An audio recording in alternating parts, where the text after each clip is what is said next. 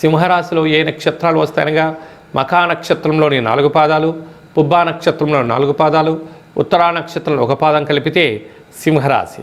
రాశాధిపతి రవి భగవానుడు.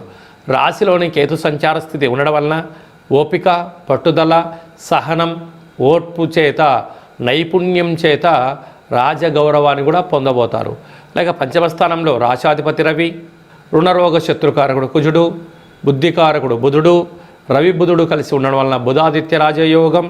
అలాగనే శుక్రుడు కూడా అక్కడ సంచారం చేయడం వలన విశేషంగా నూతనంగా వివాహం అయిన వారికి పుత్రికా సంతాన యోగము, ఆధ్యాత్మిక చింతన, దేవతారాధన, సత్యనారాయణ స్వామి వ్రత పూజా కార్యక్రమంలో పాల్గొనడం, బంధు మిత్రు స్నేహితులతో ఆనందకరమైన జీవితాన్ని పొందబోతున్నారు.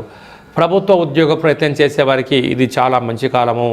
ప్రభుత్వ ఉద్యోగంలో ఉండబడిన ప్రమోషన్స్ రావడము, ప్రైవేట్ సెక్టార్లో ఉండబడిన వారికి గృహ మార్పు, స్థల మార్పుతో ఆనందకరమైన జీవితాన్ని పొందబోతున్నారు. సప్తమంలో రాహు సంచార స్థితి ఉండడం వలన ప్రేమికులు చాలా జాగ్రత్తగా ఉండాలి. భార్యాభర్తల మధ్య అన్యోన్యత చాలా అవసరం. అష్టమ శని సంచార స్థితి ఉన్నప్పుడు తప్పక పూర్ణిమ తిథి యందున నదీ ప్రయాణాలు, జల ప్రయాణాలు, వాయుధ వేసుకోవడం ఉత్తమోత్తమం. యంత్రాలతో, ఆయుధాలతో చాలా జాగ్రత్తగా ఉండాలి. బ్యాంకు లావాదేవీలలో అనేక రకాల ఇబ్బందులు ఉన్నాయి. అనగా మితిమీరిన వేగం పనికిరాదు. పోలీస్ స్టేషన్లు, కోర్టు సమస్యలు పొంచి ఉన్నాయి.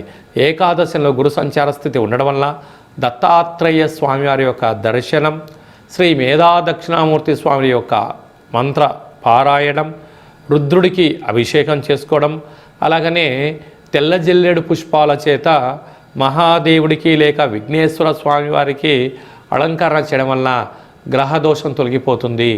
సాఫ్ట్వేర్ ఉద్యోగస్తులు, హార్డ్వేర్ ఉద్యోగస్తులు, ప్రభుత్వ ఉద్యోగాల్లో ఉండబడిన వారు, ఎక్స్పోర్ట్స్ బిజినెస్ చేసేటువంటి వారు, అలాగనే సంపూర్ణ సాంకేతిక నైపుణ్యంతో కూడుకున్న వారు ఎంతో జాగ్రత్తగా ఉండాలని చెప్పి జ్యోతిర్విజ్ఞానం తెలియచేస్తుంది.